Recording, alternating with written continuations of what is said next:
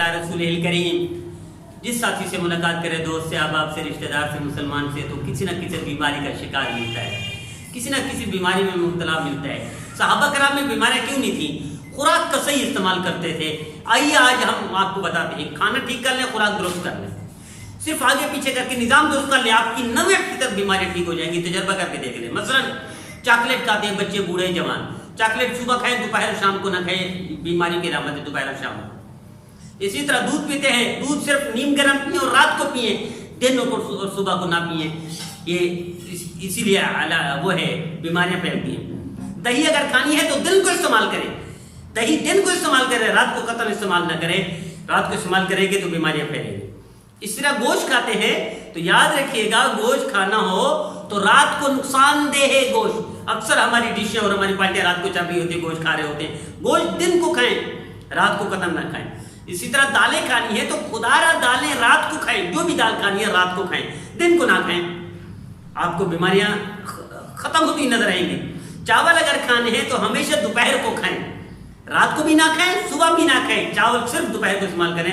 رات اور صبح یہ علامت ہے بیماریوں کی. اسی طرح رات کو استعمال آلو کبھی نہ کریں. آلو استعمال چپس کریں یا ویسے آلو ڈالیں کسی سالن میں، یا خود آلو کھائیں تو دوپہر کو کھائیں، صبح بھی نہ کھائیں، رات کو بھی نہ کھائیں. اسی طرح میٹھی ڈش کوئی بھی ہو، میٹھی ڈش خدارہ رات کو استعمال نہ کریں، دن کو میٹھی ڈش، کوئی سویٹ ڈش رات کو استعمال نہ کریں، دن کو استعمال کریں. اسی طرح کیلا کھانا ہو تو خدارہ دوپہر کو، رات کو استعمال نہ کریں، رات کو نہ کھائیں. کیلا کھانا ہو تو صبح کھائیں. اسی طرح سیب کھانا ہو تو بھی صبح کو کھائیں، رات کو نہ کھائیں.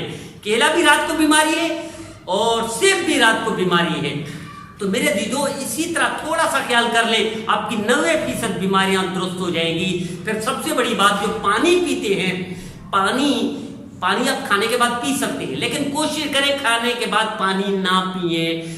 چائے پیئے تو کوشش کریں چائے سے پہلے بھی پانی پئیں اور چائے سے 10 منٹ بعد پھر بھی پانی پئیں. تو انشاءاللہ 90% بیماریاں تجربہ کر کے دیکھ لیں، آپ کی درست ہو جائیں گی، آپ کو صحت مل جائے گی، 90% بیماریاں بھاگ جائیں گی. اللہ آپ کو صحت مند رکھے، ہمیں خوشی ہوگی. اللہ آپ کو دونوں جہانوں کی سعادتیں اور خوشیاں عطا فرمائے اور صحت مند رکھے.